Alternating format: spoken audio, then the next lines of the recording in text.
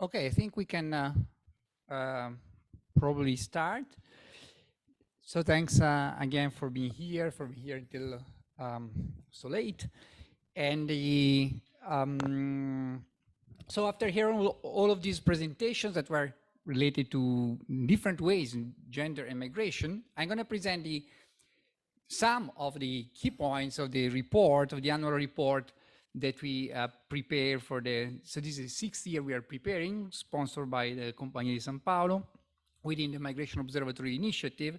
And the aim of the report is to provide every year an updated and concise picture of the labor market integration of migrants in Europe.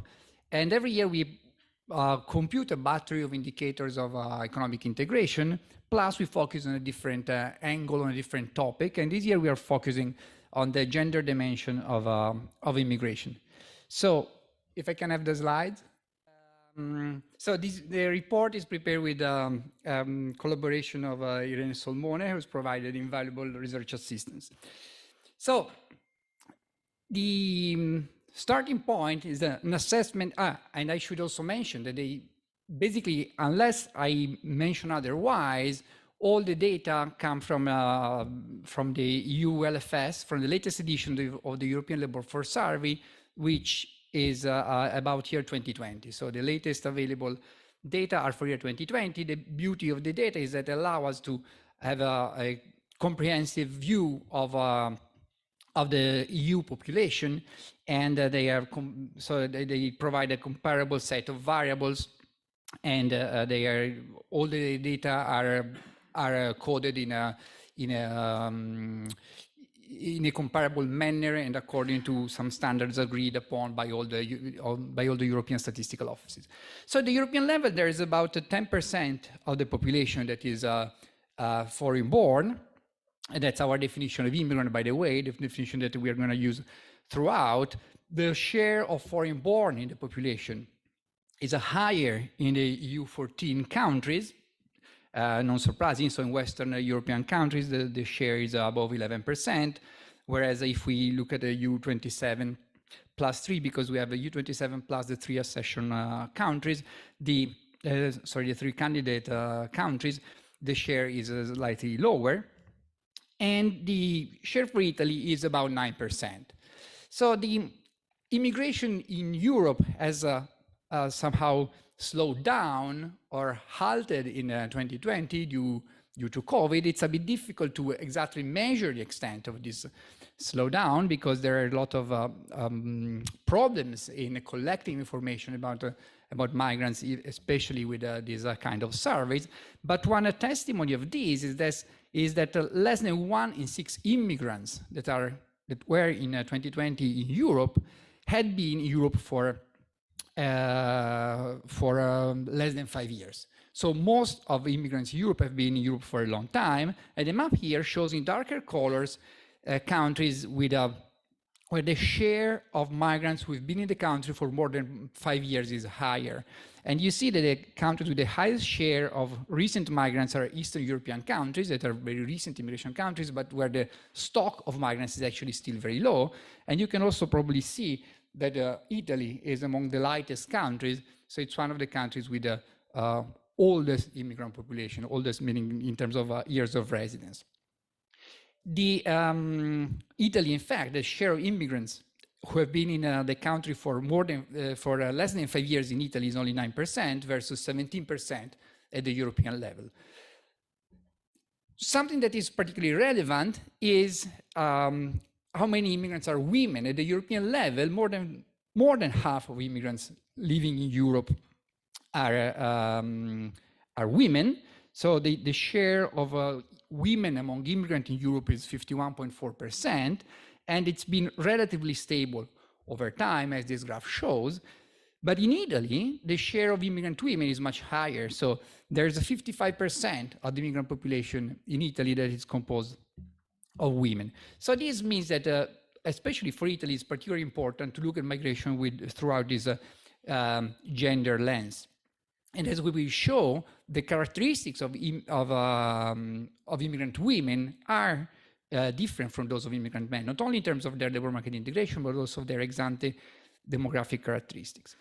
So something that those of you who have been here in previous years have already seen is a graph that I like to show every year, because even though it changes slightly the picture, the big picture is always the same, is that there is a very high correlation between the level of education of immigrants and the level of education of natives within each European country. So this graph shows on the horizontal axis the share of tertiary educated natives, and on the vertical axis the share of tertiary educated immigrants in each European countries. At the European level, 32% of immigrants have a tertiary education degree, and 34% of natives. So natives are slightly better educated, but the level of education is comparable. But what this graph shows nicely is that there is a very strong correlation between the level of education of immigrants and the level of education of natives. So more educated immigrants go to countries with a higher, with a better educated native workforce.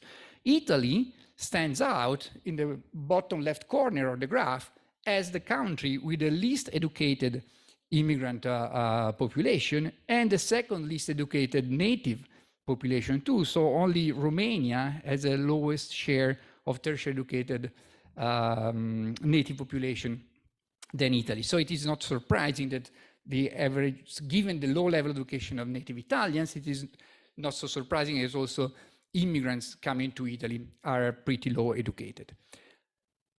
However, when we look at the level of education of immigrant men and immigrant women separately, we still see that there is a correlation between the level of education of immigrant men and immigrant women within each country. So as you see here, now we have on the horizontal axis the share of tertiary educated immigrant men, on the vertical axis the share of tertiary educated immigrant women, and you see also very clearly this positive correlation, but also what is true in almost all countries, again with exception of Romania where there's basically no immigrants, almost close to no immigrants, the level of education of immigrant women is higher pretty much everywhere than the level of education of immigrant men. That is true in Italy too, and the gap is actually particularly large in Italy. So the European level, 33% of immigrant women and 30% of immigrant men have tertiary education. In Italy, 17% of immigrant women and 10% of immigrant men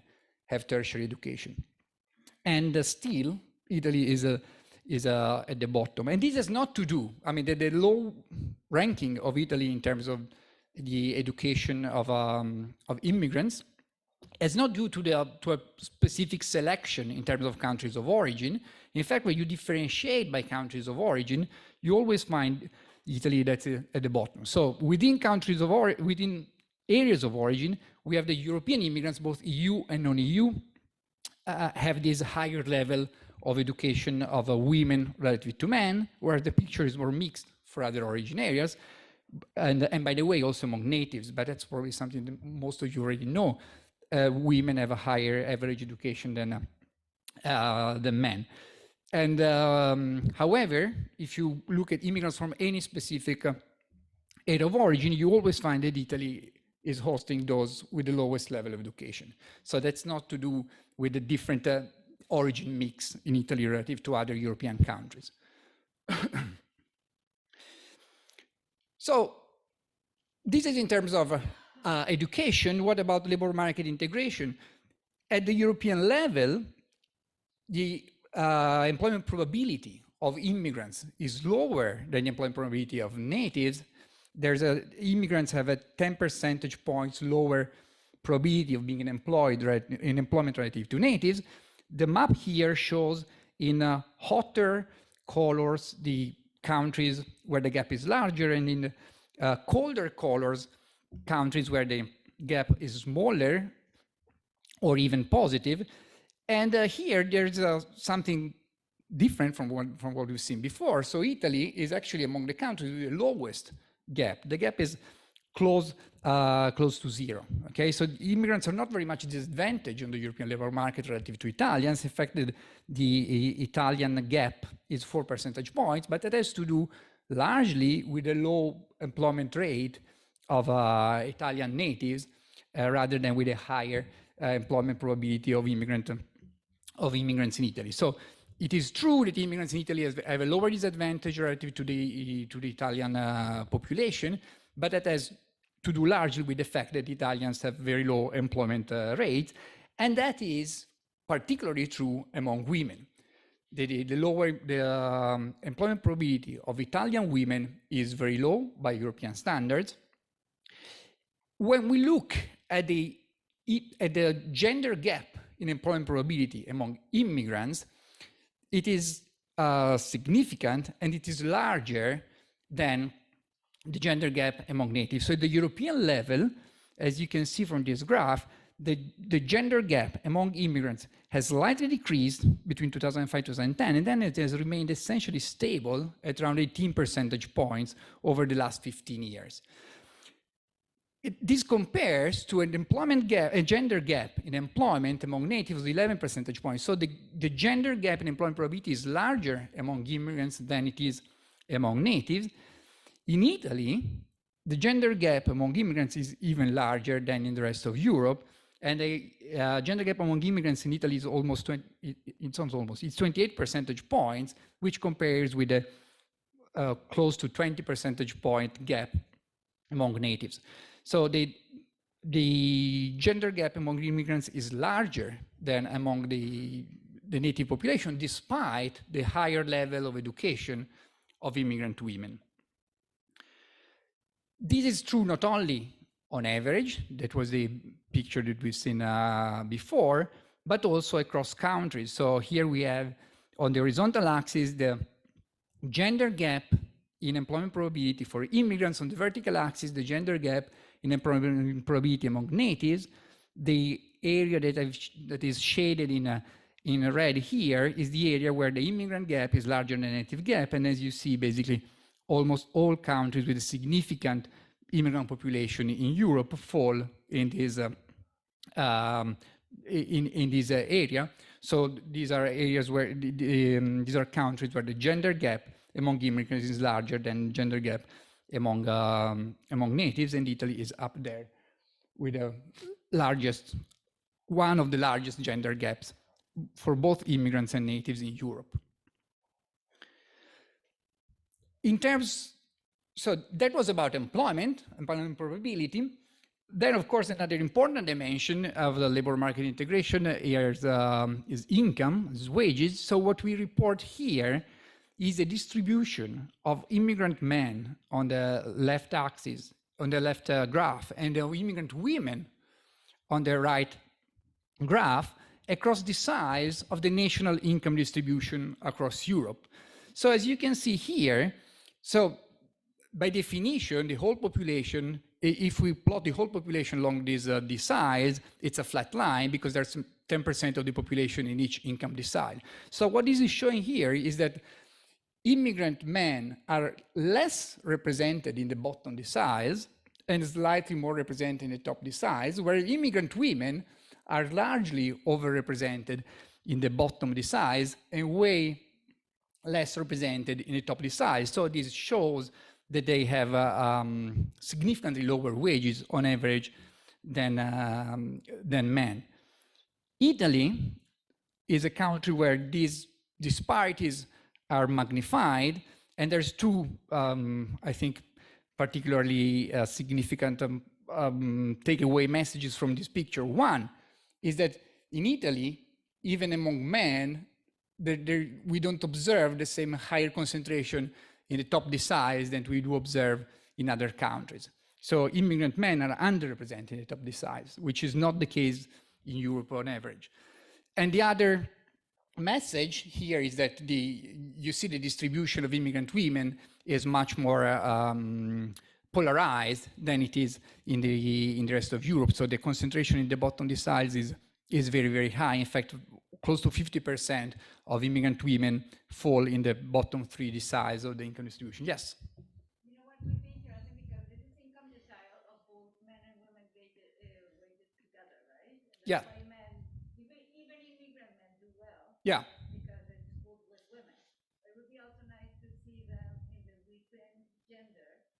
Yeah, so the differential between so you'd like to see the difference in the distribution across the size of immigrant men and native men and the distribution. Yeah. Because I think immigrant men look great here, but I think it's because it's within the Sure, you're right. So I don't have it in the slide. It's in my report, and you can see that they do worse than immigrant than native men, but actually the differential in the probability of being in the bottom decile is much smaller than it is for immigrant women. Yes. No, sorry. This is that's a very good point. This is only for those in employment, okay, and that excludes self-employed. So these are all only employees. And actually, this is the differential probability of being in the bottom decile. Okay, so the first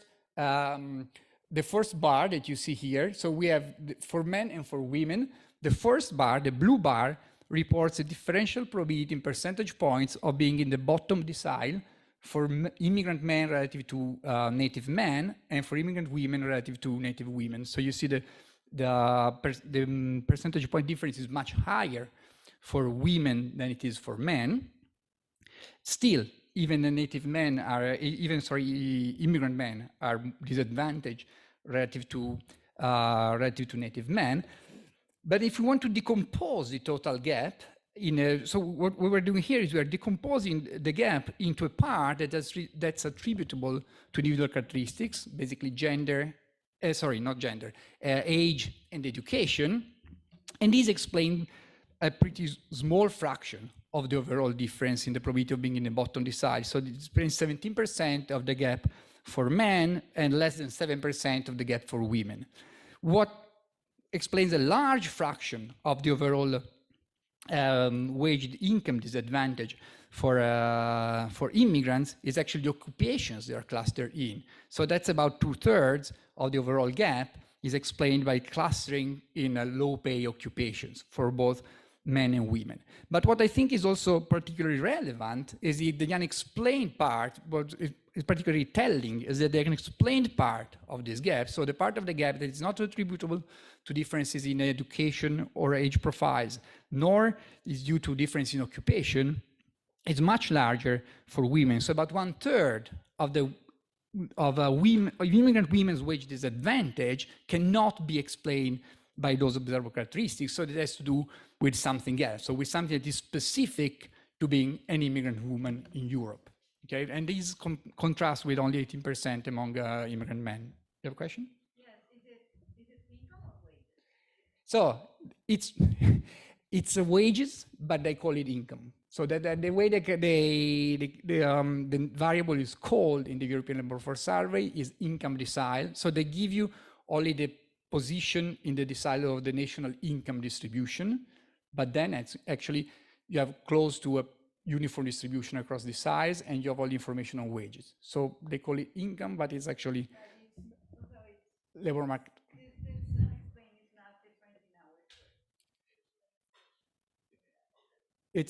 hours. It can be. So in principle, it can be though. So it has to do with everything that is not type of job, like meaning ISCO code of the job, and age and education. So it could be that they are underemployed, but these are all people who are employed. And it's always vis-a-vis native women. Okay, so if there is difference in hours worked, that's an additional difference with respect to native women. It's not relative to native men. So like the prevalence of part-time job, which partly can explain certainly the difference in the income distribution, in the position income distribution,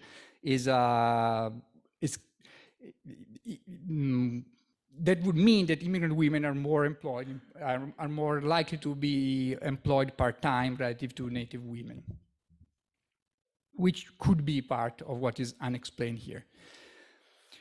So now there's two, again, takeaway messages from here, that first, occupation explains 2/3 of the overall disadvantage, and then 1/3 is unexplained. So let's look at these 2/3 that seems to matter a lot. So occupations that immigrant women and immigrant men perform.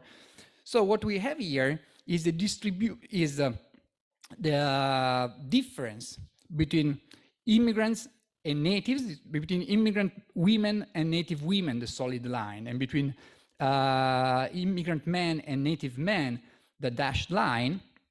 across the distribution of a measure of occupational prestige. So the ISA index, that's normalized. So 0 is the mean value of this index.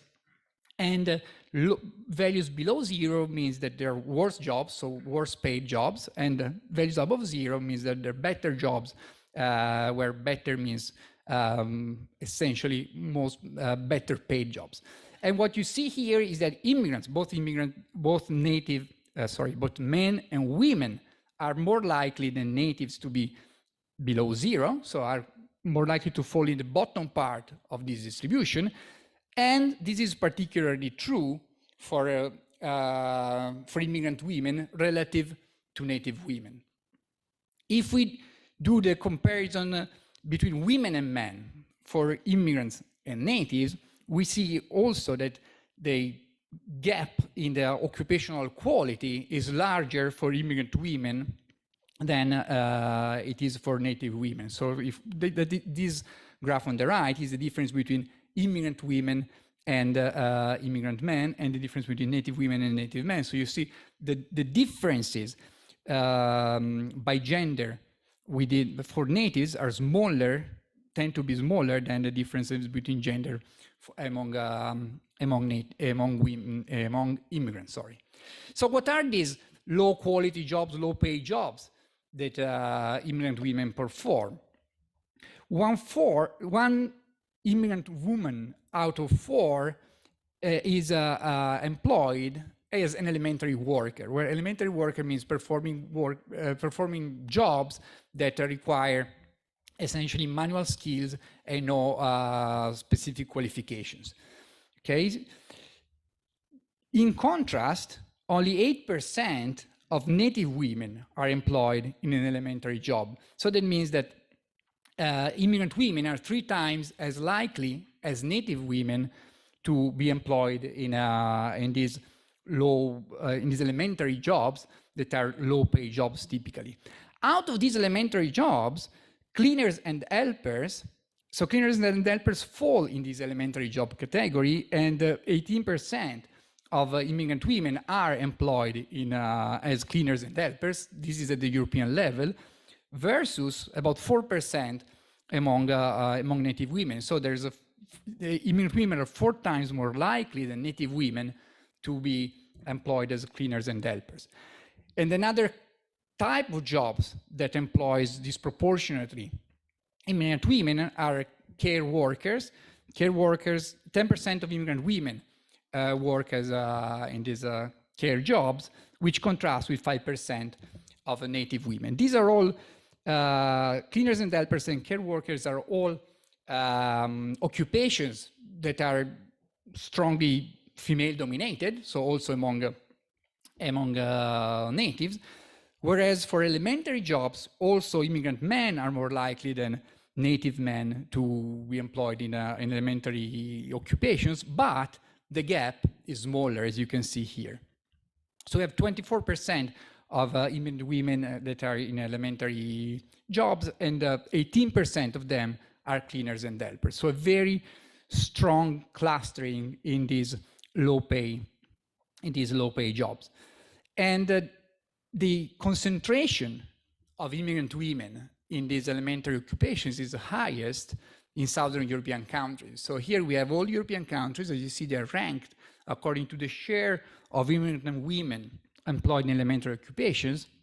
And the 3 countries at the top are Italy, Spain, and Greece, where about 1/3 of immigrant women are employed in elementary occupations, which contrasts with the average at the European level, that's 24%.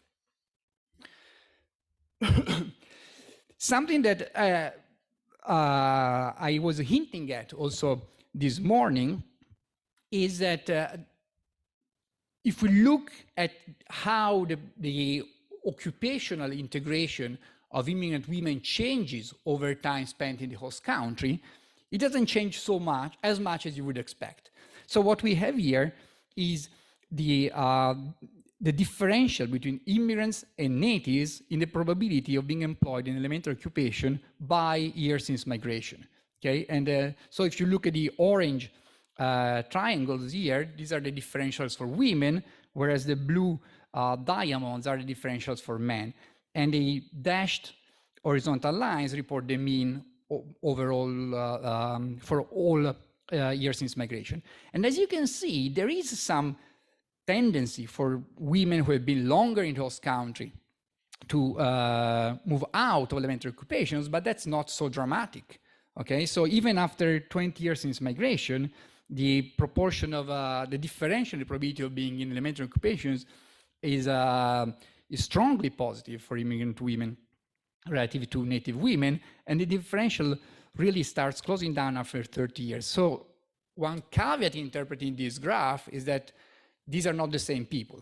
So it's not a longitudinal, graph. So these are different cohorts, so there may be differences in composition, but if we replicate this conditioning out age and education, we find a very similar picture. So that's not driven primarily by differences in observable characteristics, at least. Yes? Yeah, so moreover, for women, it's not only different cohorts, but it's only employed. So those who Sure. employment and maybe climb up to such a ladder, but not to marriage. That's right. So these are already employed women.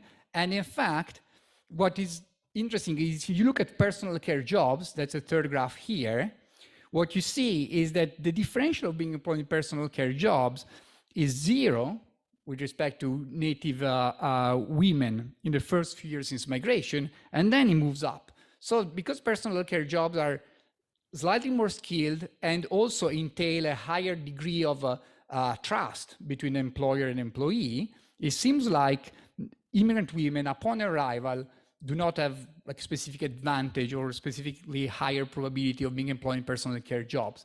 They have a higher probability of being employed in elementary occupations. And you see also, if you look at cleaning and helping jobs, it's exactly the same picture. Okay, so immigrant women take up these jobs and then stay stuck there for 25 years. Okay, so there's no, it's not the first step on the occupational ladder and then they move out in most cases. Right. What's more, it's not, so these are in general pretty low paid jobs, as I think we made clear. But even within these jobs, women, both immigrants and natives, are more likely to be at the bottom of the income distribution or the wage distribution than men. So elementary workers are disproportionately more likely to be in the bottom decile of the income distribution relative to other types of workers, but this is particularly strong for women in general, and especially for immigrant women, as you see there, the solid orange line that is above all the other lines for the bottom deciles within elementary jobs. And even if we focus on cleaners and helpers, who are, again, particularly low-pay occupations within the category of elementary workers, and this is and as we've seen before, this is a type of jobs that is where immigrant women are particularly concentrated. We find that about 45% of immigrant women who are cleaners and helpers are in the bottom decile of the income distribution, whereas for native women, that's about 41%, so not so much dissimilar. But remember, the probability for immigrant women of being cleaners and helpers is 4 times as high as it is for native women, okay? In contrast, there's not many men in these occupations, but those that are employed have better earnings, higher earnings than immigrant women, than women in general, actually. For personal care workers, the picture is less dramatic, but still we have that even within occupation, women are earning less than men. So that goes back to what we were seeing earlier. So occupation explains almost 2/3 of the earnings disadvantage of women, but there's more, as we can see here, right? Okay, so this is a pretty narrowly defined class of occupations, and still we observe a much lower wages for women than we observe for men. And so something that was mentioned this morning by Alessandra is that women are more likely to be family migrants relative to men, which is true. It is hard, unfortunately, to measure these consistently across Europe because this information is not available in every year in the European Labour Force Survey. In fact, the latest year for which it is available is 2014. So these data here refer to 2014. And what we are doing here is we are disaggregating the whole immigrant population in 2014 by reason for migration. So again, we don't have information exactly on their type of visa that they have, but we proxy that with their stated reason for migration. And what these graphs show is that 60%, 59% of immigrant women are family migrants, which compares with 38% of immigrant men. And in contrast, 27%, only 1 in 4 immigrant women has employment as their main reason for migration, which contrasts with 44% of immigrant men. So these clearly can explain part of the disadvantage, even though in Europe, you are entitled to work in even on family visas. So it's just that clearly it is less likely that you have already a job match before immigration, but you are legally entitled to take up a job as much as if you have an employment visa. So there's no institutional constraints to employment that prevent women from working.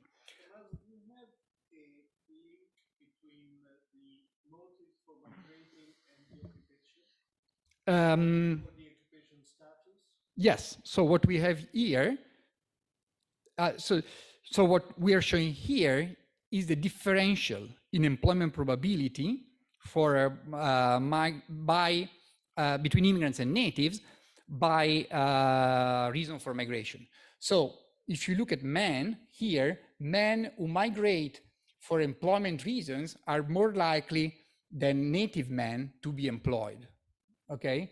Regardless of their migration seniority, regardless of the time spent in the host country.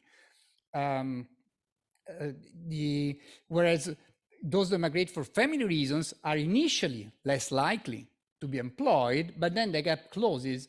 So the gap is relatively small, so it's about 1 percentage point, and it's, it's about 10 percentage points, but then it closes within 10 years, okay? For women, we have that women who migrate for reasons of employment are essentially as likely as native women to be employed, but the disadvantage for those who are family migrants is much larger, is 40 percentage points, and it never closes over the time span that we look at, okay? Again, with the caveat that these are not always the same migrants, so we're observing different people who have been in the host country for different time periods. But as you see, we have solid lines and dashed lines. The dashed lines is the unconditional comparison. The solid lines are conditional observable characteristics, and the two do not change much, right? So as much as we can control for differences in observable characteristics, this cannot explain these patterns. So it looks like being on so for women, the type of a visa that they hold is particularly salient in explaining their disadvantage. And here, by the way, we're putting together 2008 and 2014, which are the only 2 waves in which we have information for reason for migration. We cannot, unfortunately, do much more in terms of disaggregation because then the sample size becomes very, very small. But next year, we should have the new ad hoc module that allows again, adding 1 more year of observation where we have information on reason for migration, so that there will be a further cross-section that we can use. So this is like an overview of some of the main results of the report from this year, and what I think are the key points here is that there is a double disadvantage for immigrant women on the European labor market. So they are disadvantaged as women. So all women are worse off on the European labor markets relative to men, and immigrants are worse off on the European labor market than men. So immigrant women accumulate both these advantages. This is particularly striking because they're better educated than than immigrant men, and nevertheless, they perform worse in the host country labor markets. One of the reasons why they have this very low performance in those country labor market is that they seem to be stuck in low pay jobs. So, which is somehow understandable upon arrival, especially if they migrate for family reasons, because in most countries, if you migrate for employment, you need to have a contract before migrating, right? So in many cases, you arrive with already a job that you are able to perform, at least in principle. For family migrants, this is not the case. So it is even more understandable that they can start with whatever job they can find, but then in principle, their higher level of education should allow them to move up in the host country labor market, which does not seem to happen. One specific feature that I highlight here is that the Italy stands out for several reasons, right? So it stands out because it has, first, because it is the country with the highest gender gap in the labor market in general, across Europe, so for both natives and immigrants. This is particularly true for immigrants. Italy stands out also for the low levels of education of both natives and immigrants. And so for all of these reasons, the bottom line is that immigrants in Italy seem to be worse off than in most other European countries, which triggers actually the question from a policy point of view of what are we losing? So this is a problem, of course, for immigrants themselves, but it's also a problem for host countries that do not make the most of the human capital they have available. So this is true again for women in general. So that there is a debate about misallocation of talent, the fact that women are less. So if talent is equally distributed between men and women, which is a reasonable assumption, then the fact that there is not as many women in top jobs as men, that means that talent is misallocated. This seems to be even more true for immigrants, and that there's also an issue of brain waste, right? So also so it is true that, like in Italy, for instance, the level of education of immigrants is relatively low, but even those who are educated are not employed in jobs that stand up to their skills that they possess. So it's their education is essentially useless in the host country labor market. Thanks a lot.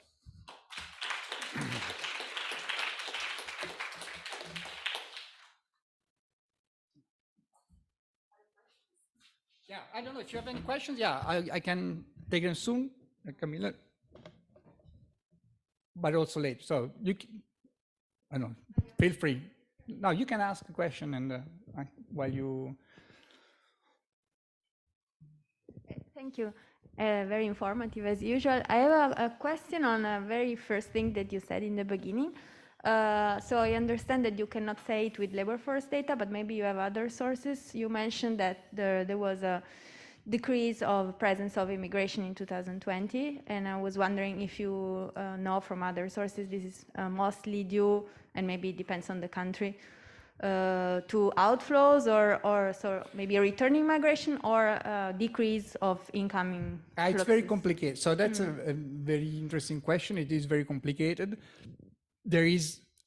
It is very complicated because there are also, so for 2020 it's been a very difficult year in general for many reasons. So even all the surveys that have been conducted have had difficulties. So the number of the no response rate has gone up in general in all surveys, right?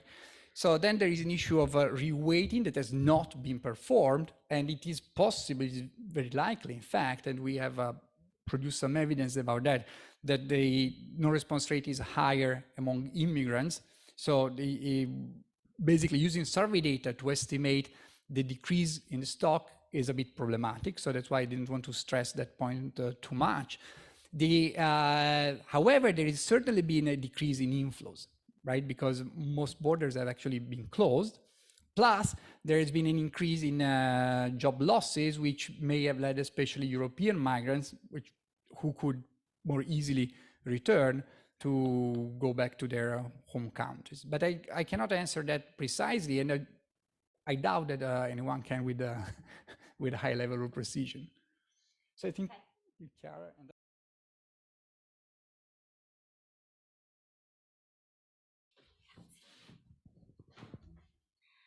Hello everyone, thanks for being here after this long and interesting day. I'm Chiara Pronzato, I'm demographer at the University of Turin, and here at Collegio with some other colleagues, we work in a center for policy evaluation. So the idea for today is to briefly describe 3 policies we work on and to see whether the effects of these programs are different for immigrated women, immigrated men, and when it's the case for natives. Okay, so the first policy we talk about is targeted to families in poor economic condition, while the second one is targeted to people, so to adults in poor economic conditions, so with lack of work, lack of network.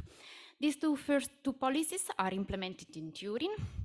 They are not taught for immigrants, but if you look at the number in the brackets, you see how many immigrants are participating in these programs. So more than 75% of people who apply and then who end up in these programs are with immigrant background. The third policy is an amnesty, so by definition is for immigrants. Okay, the first policy is called Opportunità 06, is for families in poor economic condition. The characteristics that is taught to improve the family condition and in this way also opportunities for their children. So families who apply have children below the age of 6. It is managed by a philanthropic institution, Ufficio Pio, and every year they receive, it's going on for a long time, 15, 20 years. Every year it receives lots of applications. Like the year we were working on this program, they received 7,000 applications. They on average make 1,000 families enter the program. Before our evaluation, the program was giving money to these families, to these 1,000 families, plus the possibility to attend some formative courses. So you see some example here. The amount of money they receive is quite important for a family with this serious economic situation. When we evaluated this program, what we did is to select the first 1,500 families most in need. So instead of 1,000, 1,500. And then we randomize these families in 3 groups. One group was just receiving the money. One other group was receiving the money, but in order to receive the money, have to attend 2 courses that we decide. And then we have a control group that didn't receive any money in any course, at least for that time. So when we evaluate the program, we just compare the outcomes of these 3 groups 12 months later. First result that we get results when we compare families who receive the money and the courses. We don't get much results when we just look at families which receive money. So courses were important. Now, for immigrant women, we didn't find any increase in work, but we find that they participated in more formative courses, so more than the one we offered with the program. So they were going to these courses offered by the program, then they were choosing in this association other courses to attend. Sì. It was on the work dimension and economic situation, but also on the way they grow children. So we were expecting more also in one of the course was in parenting skills. So we were expecting also a different time use among parents and children and other results that we didn't get. We get much on work for men, as you will see, not much on other dimensions. Also use of money, we didn't get lot of results. So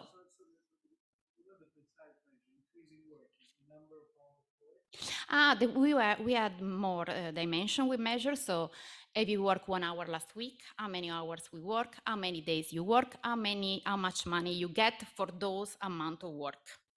And we didn't get any results for women, but for men, for example, we see all of these dimensions, apart wages, they increase. So number of days, number of hours, and the probability of having work at least 1 hour. Okay, I can, yes. We have one course of job seeking, so writing CV, finding ads, etc. Then there was a course of job seeking more for women, reconciliation of work of family. So some contents are the same, were the same of job seeking, like to write a CV, etc. But some other were strategy how to reconcile family and work. So for example, use childcare, constructing a network of friends and family to help each other when the child is sick, this kind of things.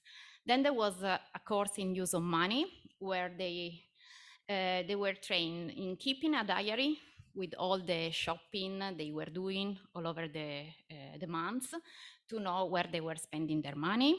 And then there was really mathematical exercise. So how to calculate a discount and this kind of thing. And we didn't get any results on that. And so they knew more what is a diary, but they don't use it more, for example. They don't say they use it more. And the last one was on parenting skill. It was about eating and about psychological aspects of growing up children.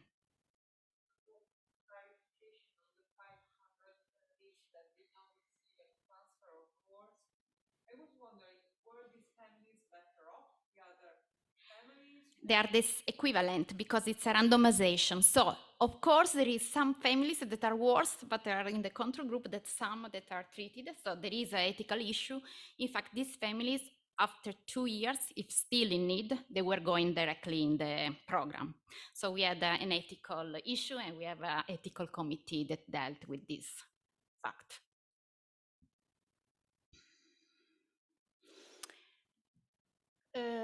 Then what we found an increased use of emails, WhatsApp, and internet to look for information. This was something that we realized during the groups, during the meetings, that people were exchanging numbers, were creating chats to communicate each other, like jobs and opportunities.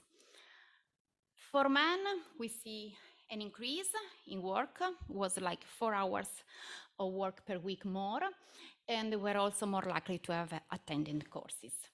In general, we see an improved situation for the family, partly because they receive money and partly because they work more, so they were more likely to pay the bills, to have internet home, they were less worried for the future. Here we have also natives. Compared to what Tommaso presented, here natives are similar to immigrants because they entered the program. Even worse was our feeling, because to be in such bad situation because they have like a history of imprisonment, of violence.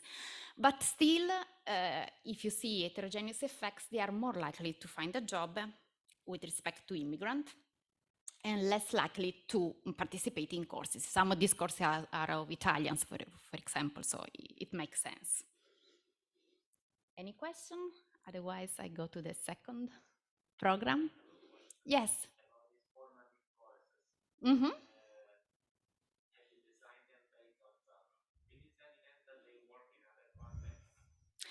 No, these courses are the ones that Ufficio Pio was using before. And Ufficio Pio was asking us to evaluate their program. So it was okay like this, and says they wanted to know whether they worked or not. What we changed is that we didn't leave people free to choose the courses, otherwise it would be endogenous, but we decided the courses they had to attend, depending on family characteristics, number of children, who was lacking the work, etc. Okay. The second program instead is targeted to adults in poor economic condition, at least unemployed for the last 6 months, and age at least 29 years old. This program provides training and to unemployed people, paying for this training. So it was giving opportunity to learn a job, to spend some time in a place of work, and it was financed by Compagnia of San Paolo. it was paying for this training. So people could have access to this training and were paid during that period. If the experience was not successful, they can have another experience, another training up to 24 months. That is the longest period of the program. In this case, we have 400 people who wanted to participate to the program, and we randomized them into groups. The first one group was treated, so could enter the program. The other group is our control group.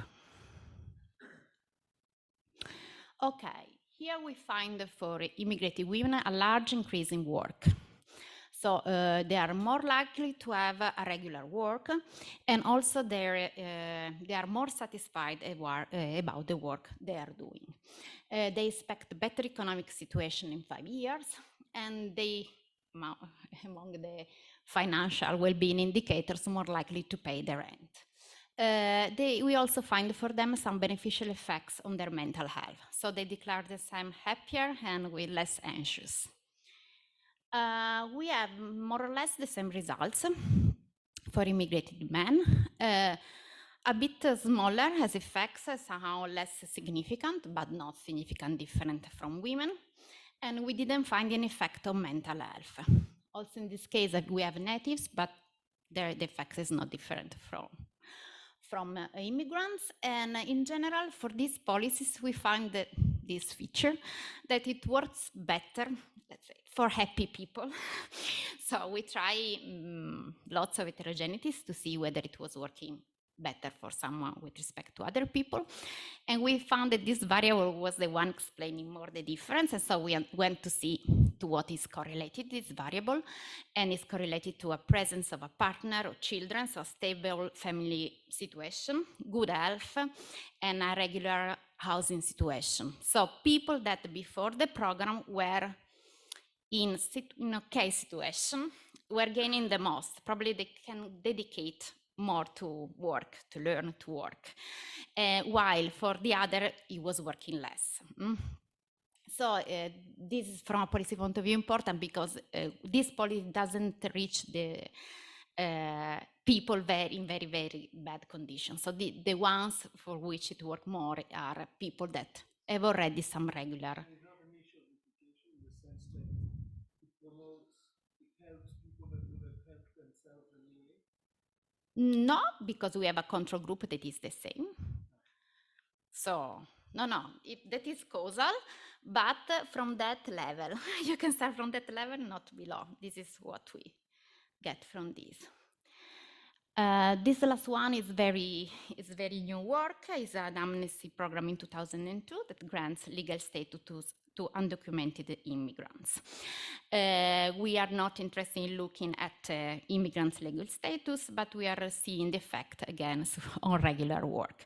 This is something that Tommaso did already published, so what we are doing.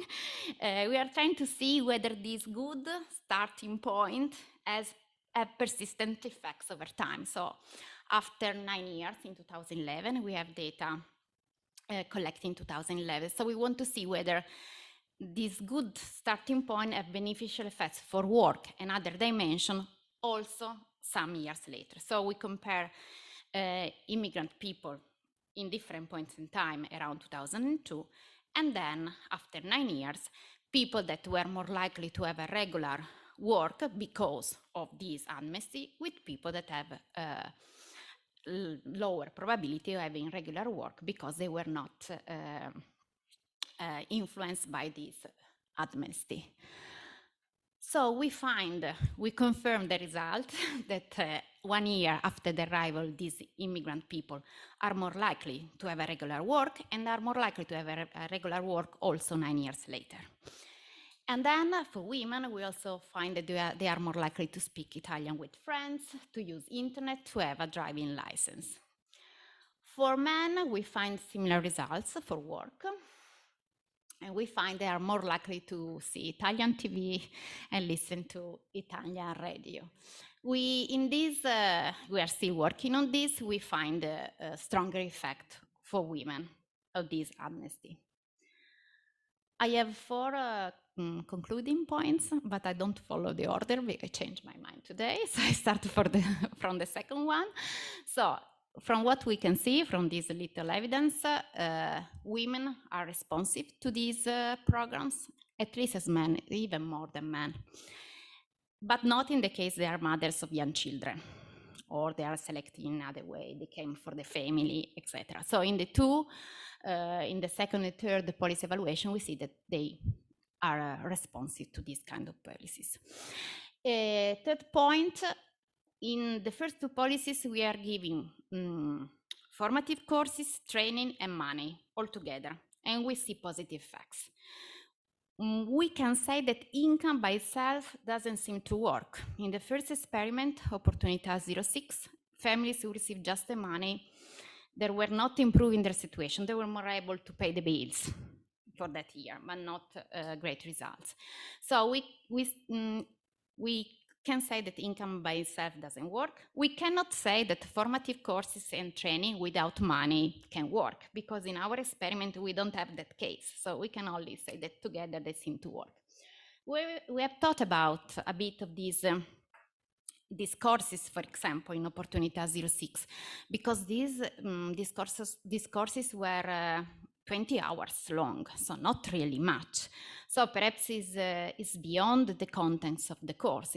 It's like an activation process from these people that start going to these courses, having a chat, making themselves more active. So we cannot even say that is the content of the course. What we think now is more that they activate themselves. Then point one, in all this work, it's quite easy. It was quite easy for us finding a good impact on work dimension than on income.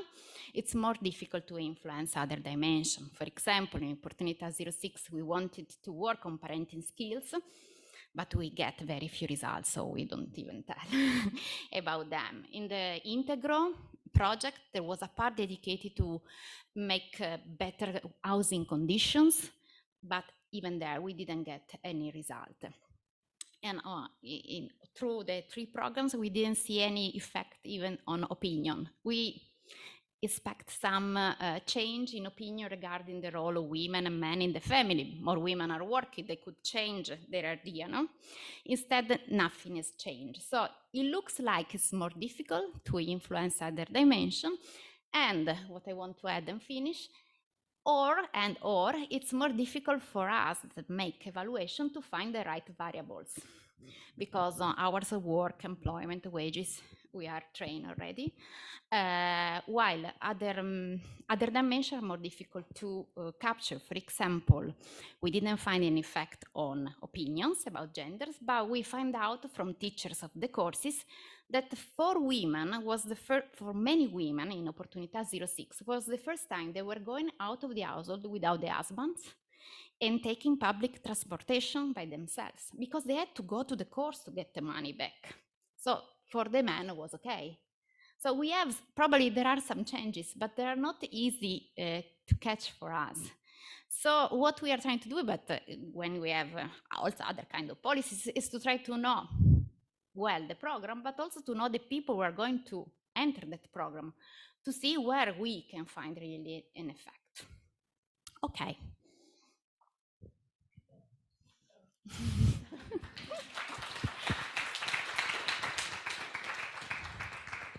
Just in relation to what you were saying, when do you measure your outcome, and do you find longer term effects? Or, I mean, are you able to see what happens in the longer term? Because that's probably what is interesting. Okay. The third one, yes, is all about long. We find something. For Integro, we have repeated the survey after another year. So for the second project, the one for unemployed adults, we start with a sample of 400 people here. So it was not so big. Then we interview them again. So the sample size reduces. We still find after 2 years positive effects on work and satisfaction. All the rest we don't see, but sample size matters a lot there. For Opportunity 06, we find again on work, we try again to do an evaluation. What was the problem at that time? The control group. The control group then was not clean anymore. So we were just comparing the one receiving money, both groups receiving money, one the course and the other no. We added a course on parenting skills because we were not able to change anything in the first year, but we still see some work effect on work, but not on parenting. But there's someone in our group that is working on administrative data, is following this person, but I didn't see the work yet. Yeah, thank you, very interesting. I have a question that is follow-up to some of the conclusive remarks that you made. So, especially the speculation that for the, if I understand well, was mainly the 06 program, that you think it was not the content of the training courses that might matter, but rather the taking part in the courses, and you said the activation. And I was wondering, because you also mentioned that an effect was on usage of WhatsApp and exchange of information and so on. I was wondering if you investigated whether the effect on work was actually mediated or to what extent it was mediated by an extension of the network. Because in Italy, actually the #1 channel for finding a job is through personal networks. So it's okay to teach them to do a CV, but it's also maybe effective to extend the personal network. Yes, we did a mediation analysis, and those variables are the ones who work better than the participating in the courses, the other courses, the one they chose by themselves. Yeah. So really, really interesting. So in the first one, in 0 to 6, in the treatment that you just give them money, and a lot of money. A lot of money. I think, I mean, most models will say that will decrease labor force participation of women. So in a way, I'm not surprised that reduce. Even right now with the pandemic in the US was this big discussion about the child subsidy that will give like kids, mothers money. And there was like a little bit of pushback because then they will think mothers won't work. Yeah. So in that sense, I mean, I know it's a little bit different because immigrants, perhaps they have some kind of liquidity constraint that, you know, the money might allow them to look for a job, but also it's so much money that you might as well, you know, perhaps a nice outcome to look in that case is the children, right? Because I guess that's why it was focused to or targeting the kids, right? But it was really interesting that you do find when you combine it with the courses, but without just the money, Yeah, I wouldn't expect it to have a big effect. You're right. They receive the money for 2 years, but they have very young children, so I could also like, let's stay with the children so far, and then we see how it goes. Yeah. On children, we don't see much. They play with them in the open air more often. Just a small question. The teacher in these courses were ethnic teachers or not? There were cultural mediator, there were mediators together with teachers. So yeah. And there were much, with respect to ethnic groups, in the debate, in participation, they were really different. I was trying to generalize a little bit, also considering the conclusions of the report. I mean, of course, what came out from the report is a pretty dramatic gap in employability of women. And I thought that it's immigrant women. And I thought it's very interesting what you see, that there is a strong correlation between the employability of women and the motives of their coming. So if they come for family motives, they are less likely to have a job. I don't know whether because they don't look for a job or because they are less employable. That's not clear, of course, from the data.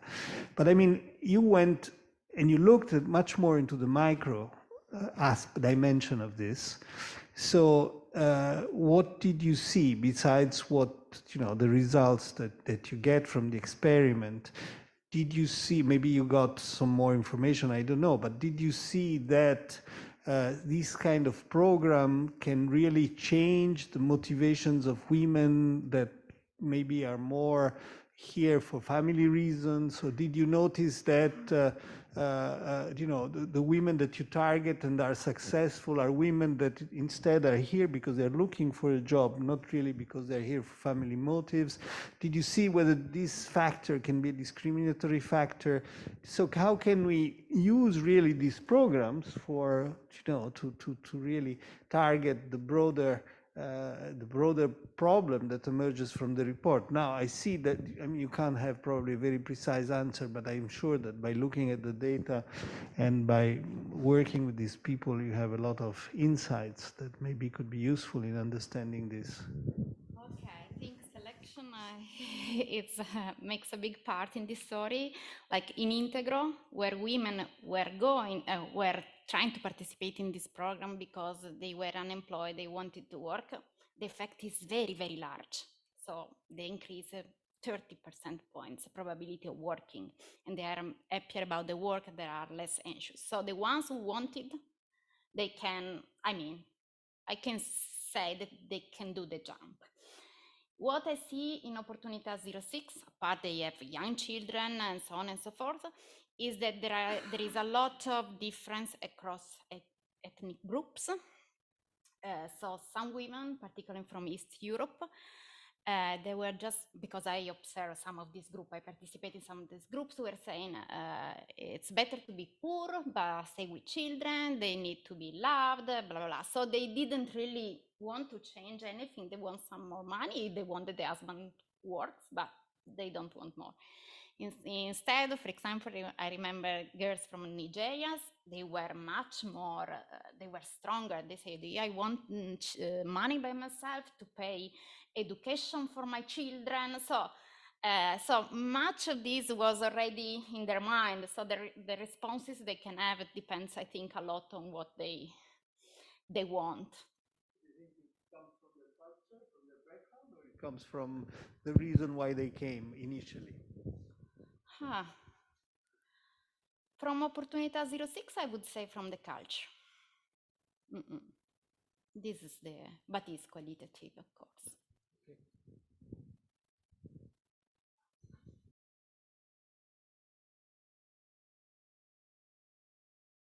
It's nice to be in presence, but we're not used anymore to be really attentive for a full day. You know, you turn off the screen, you go and have a coffee, but here you can't. So I'll try to be really brief and. You can't have your usual conference now, no? Exactly, exactly. And, you know, quick and light, if possible. So I'm having quick concluding remarks, mainly responding to the report, the 6th report that was presented by Tommaso on migrant integration in Europe. So my first remark would be retrospective, trying to go back to the series of these 6 reports that started in 2016. Then I'm saying a few words on the special case, quite special, unfortunately, of Italy, and then I will finish with some, you know, forward-looking speculation. So, listening to which one is it? Yeah, listening to Tommaso today was depressing. Let's admit it. But you would be even more depressed if you had followed the 6 reports, so the whole series, because what you see, of course, this is not for the quality of the data, but for the contents.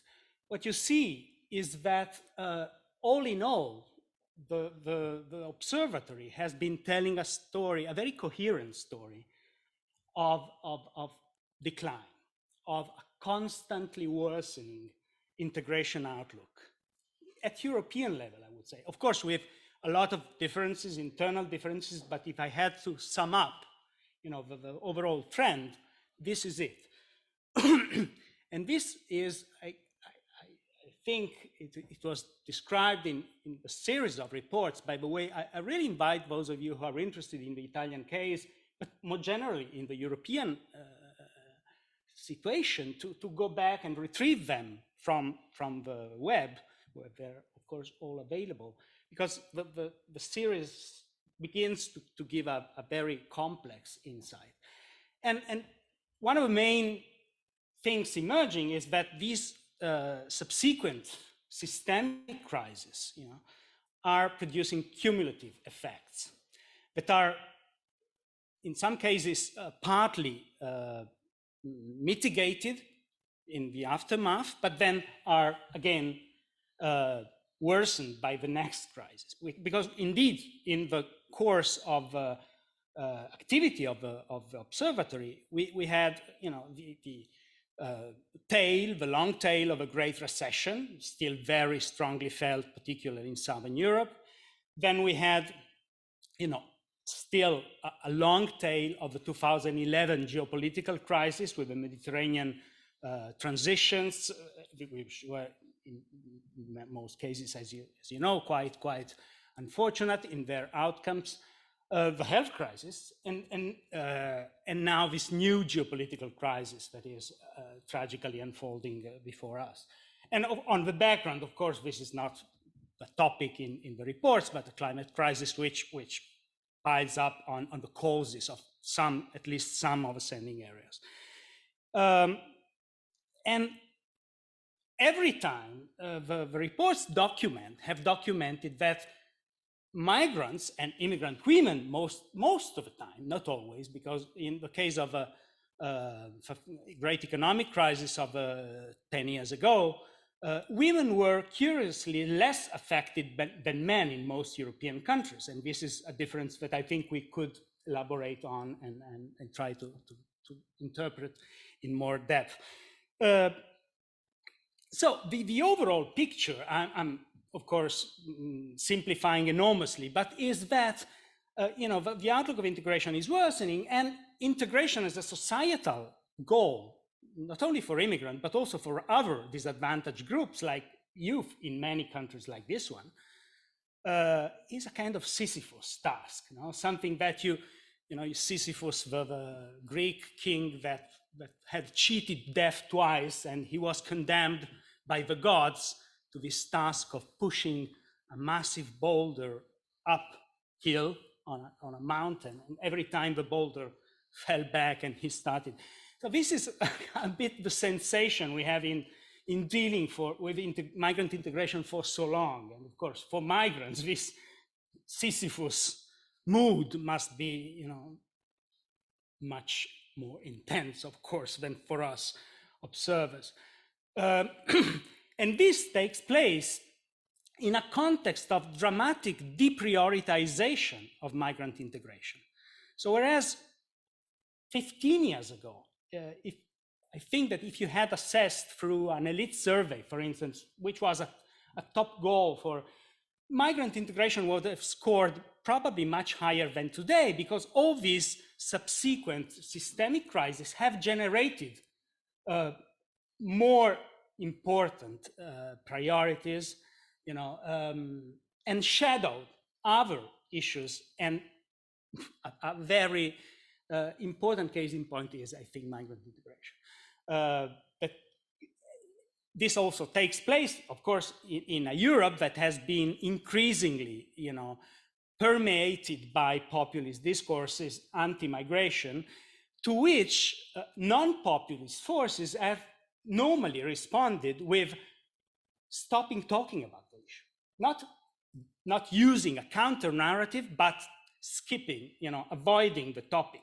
And this is producing in the long term a deprioritization of migrant integration in the policy field.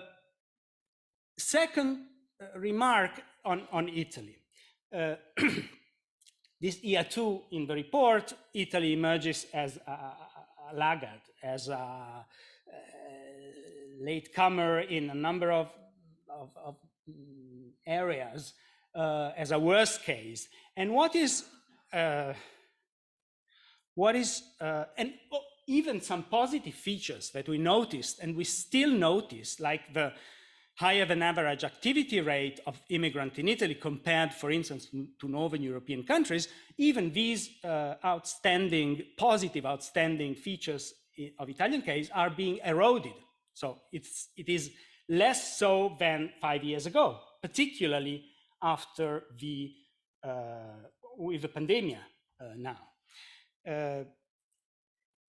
And also, what is also particularly striking and depressing is that Italy comes in a very bad company, which is not even the Southern European countries, which, you know, in migration studies, in welfare studies, in a number of fields, Southern Europe has been adopted as an interpretative category. We increasingly see in our research, Irene is publishing a book on this, you know, macro comparison of sub-regions in Europe in terms of migrant integration, migration controls, that these traditional lenses don't work. And this is confirmed, unfortunately, today, because Italy compares with Romania, with Croatia sometimes, with Bulgaria, with Greece maybe, but not with Spain and Portugal, which stand in another category. So there seems to be an Italian exception when we talk about immigrant integration, a continent-wide Italian exception that is, you know, of course, there are explanations that were hinted to by Tommaso, like, okay, we have less educated immigrants because we are people of ignorance, so ignorance attracts ignorance in a sense. So I'm brutalizing it, but there are but deeper explanations of this delay, of this exception, I think are still wanted, and maybe, and I think they are needed in a sense in order to devise working strategies, which is, you know, ultimately what we all hope for. What is worst is that, and this is probably one of the part of the explanation, that we are largely unaware of this exception, of this negative exception, or at least we pretend we are unaware. We don't want to look at it in the Italian public debate. Also in the academic debate, I would say.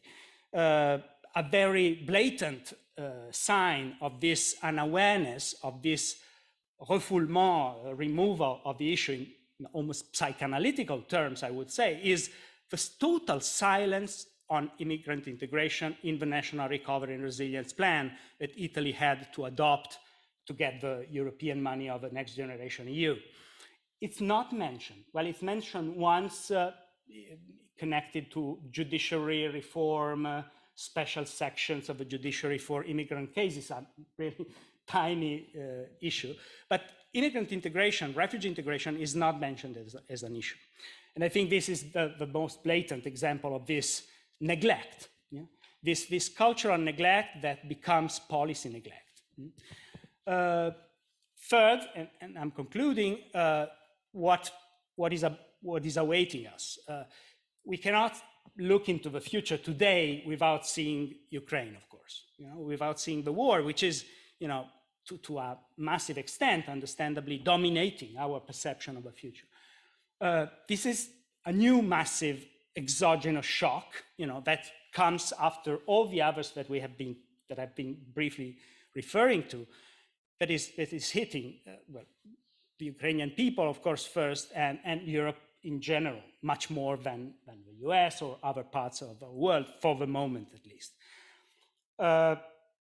It's the fastest and largest exodus since World War II already now, after a few weeks it took months, almost a year, to have 1 million incomers from Syria in 2015-16. We are now at 2.6 million in 3 weeks, less than 3 weeks. How bigger can it become? This is the most immediate pressing question that we can raise. And there are two parameters here. Those who have come are mainly women and children. The husbands or the brothers or the sons are there fighting or waiting in order to be called to fight. One day they will probably follow their family members in migration. Of course, everything, it's highly speculative to say now anything about this, but so if this is the case, the sheer family regroupment of those who have already exited Ukraine would lead to, some 4 million or more. We don't have the exact ratio now, but another factor is that most Ukrainians who are hit by the war are entrapped by the war, are caught because there was a massive pincer military operation closing exit, and within this large aggression, coming from north, south, and east. On the top of this, you have this strategy of encircling and sieging cities. So many people cannot move. So this is another factor that may leads the forecast by international organization of a future potential to something that is totally unprecedented.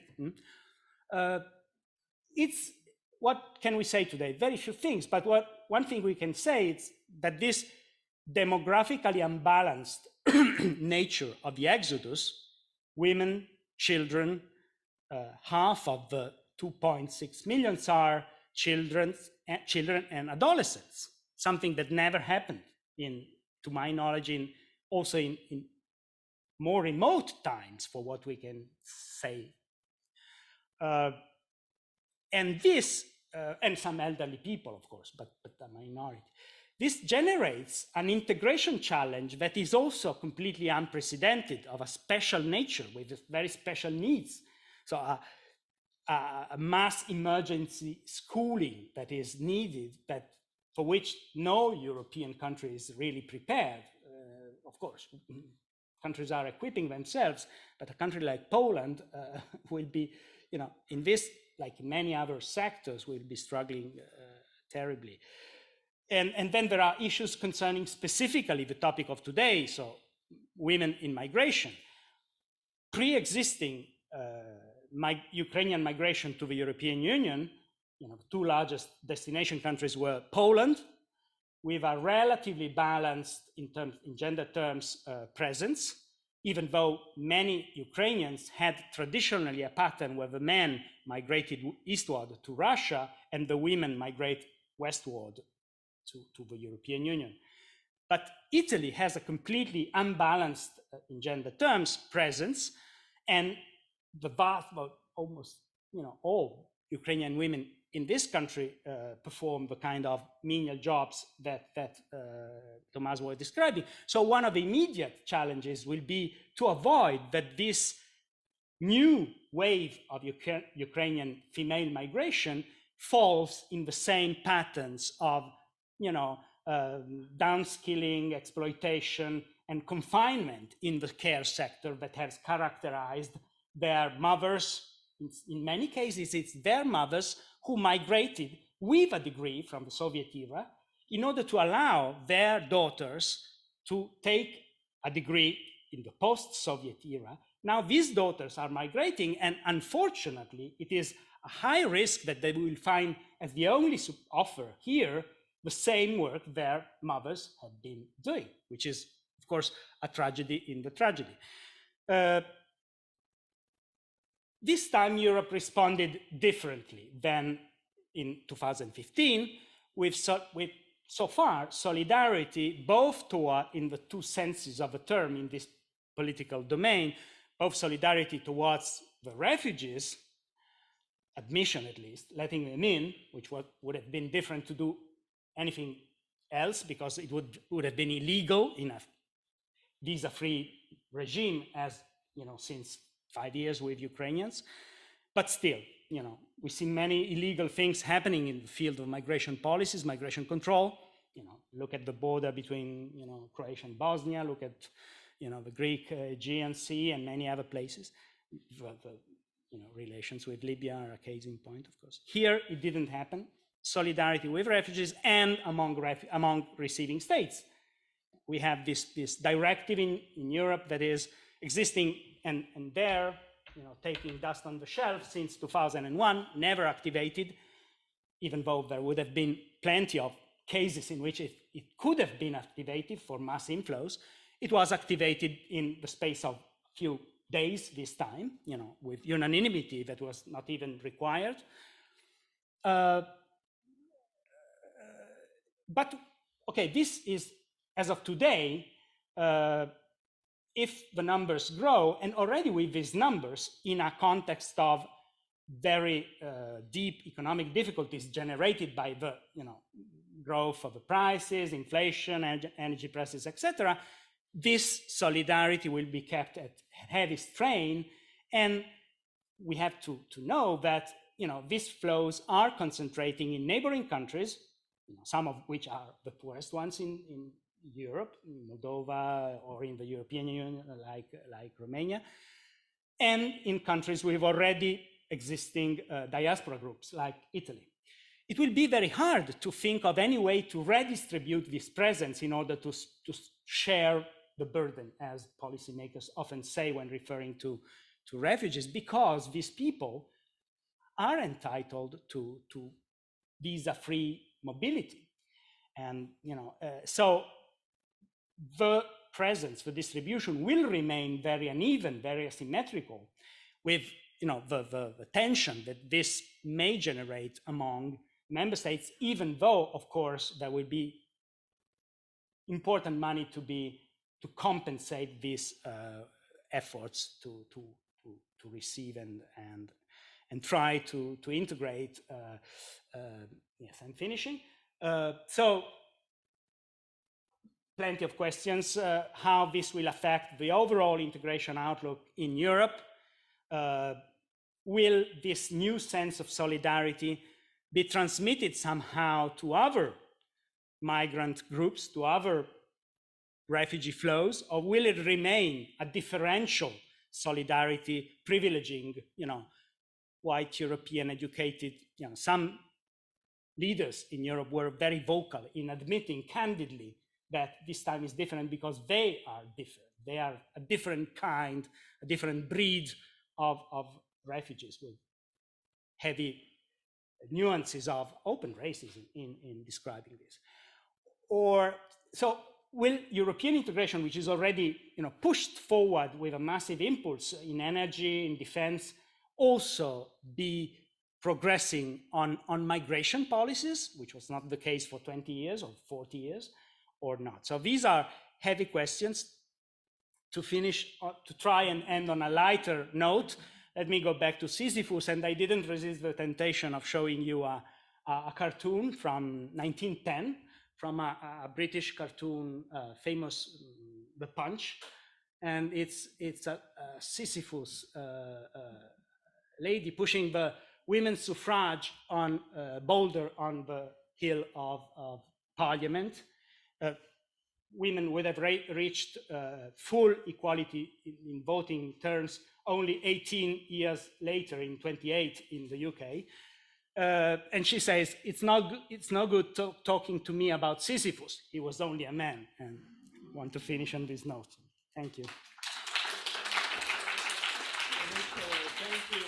Very nice conclusion. I wonder, do we have any data on, I'm sure there will be a lot of reconciliations, no? I'm thinking about Ukraine. Do we have any data on the distribution of Ukrainians in Europe?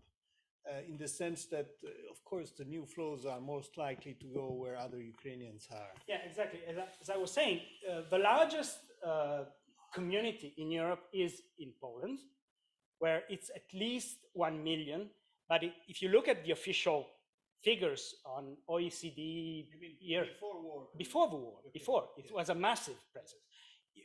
Because you have to know that Poland was the country in Europe with the highest growth rate, or maybe one of, and it was, few knew that it has been for the last 5 years at least, the largest immigration country, talking about temporary immigration, worldwide. Yeah? It attracts more this is OECD data, it attracted until 2020, 2021, more temporary migrants than the US itself. Because it's a large country, an expanding economy, and it had this easy supply of circular migration from Ukraine. So the stock was very hard to quantify in exact terms because the permanent residents were few, but the stock in a given moment and the flows of temporary migrants was already quite huge. Italy followed immediately with 240,000 Ukrainians permanently resident in Italy, most of them women, most of them as always with immigration in Italy, Northern Italy, but also Naples, for instance, is a very important city for the Ukrainian community. And so, yes, and then there are, the Czech Republic has sizable, all these former Visegrad 4, that were, infamous in 2015 and 16 for the way they resisted, admission of Syrian refugees, are now paradoxically on the front line because they are close to the crisis, but also because they have sizable Ukrainian communities who act as attractors and host and integrators.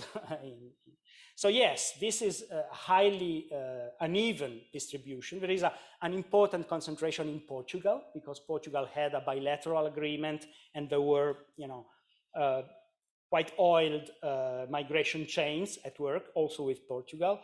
Paradoxically, less so in Spain, and so on and so forth. So yes, it's a very uneven distribution. It's interesting to try to extrapolate from the actual map of the stocks of Ukrainian what will be the trend in the future. I think that is it. But there is another issue which is very important, I think, that one can say that essentially the reason why we're so much falling behind in terms of integration is because essentially we have been mostly reasoning in terms of, kind of refugee policies, and we are no longer reasoning in terms of immigration based on economic motives. So we are no longer trying to regulate immigration in Europe on the basis of, economic reasons that would implicitly imply ex ante the fact that you try to match the skills of the people who are arriving with the jobs that are available. You're trying to do some kind of matching in the labor market that maybe can give some better results.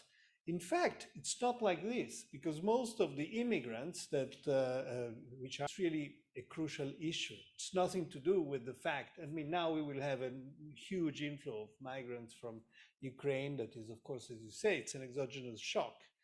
But the issue of matching exists even before that, and it's something that really we should work around and reason. And certainly, as you are saying, if we're not working well on this, we will have another huge waste of human capital that will be allocated in a very wrong way in bad jobs. Okay. And Ukraine will have an irreversible loss of human capital, which is, particularly worrying for a country. This will depend on how the war will. Yes, you may have a return migration if the war ends fairly soon, but we don't know what the outcome will be. So there's so much uncertainty, we don't know about that. And in a country with already very poor demographic outlook, because it's depleting population already for pure demographic and aging reasons. Yeah. But what you say, it's true. We in particular in Italy, but in European. Italy, for our international guests, was until before the Great Recession, one of the largest labor immigration receiving countries, legal immigration receiving countries. Well, legal or legalized immediately after arrival, a few years after arrival. Yeah, as also, it was described by Chiara and the former study by Tommaso. But since in the last 12 years or 14 years now, 10, 12 years, this policy priority of legal admissions, legal immigration for working purposes has been completely dropped. For some reasons, understandably, for the lack of demand reason, but also for political reasons, because it became more and more toxic as an issue, and therefore better not to do nothing than to try and do things that would be criticized. So the paradox is that flows have become increasingly composed, as also Alessandra was saying, by family members, which is, of course, a less productive flow, more difficult to integrate, and so on and so forth. So, and in the last years, increasingly of so-called humanitarian arrivals, mainly from Africa or across through Libya, which is particularly poor in human capital, this type of migration. And so yes, all these are explanations that concur to explain this unfortunate Italian exception. Thank you very much, Ferruccio. I think we would like to thank everybody. I think it was a very interesting conference, and it's good. It was we had quite a sizable presence. I was more pessimistic at the opening, but now I'm happier. And I would like to thank, of course, the organization of the conference, all people who worked on the report with Tommaso and his team that was very effective in working on the report, which is always very interesting. And I think, Ferruccio, you made a fair point that we really need to look at the trend. And I think the fact that now we have the report for 6 years, the next year will be the 7th, really we have to emphasize the trend even more. So that is very important. And I also would like to thank Chiara Elli, who organized this event with Cinzia Agliani and from Carlo Alberto and Simona Orlando also. And all of you who participated, all the discussants and the presenter, thank you very much. And thank you, Tommaso, for organizing all this. And see you next year then. Okay, bye.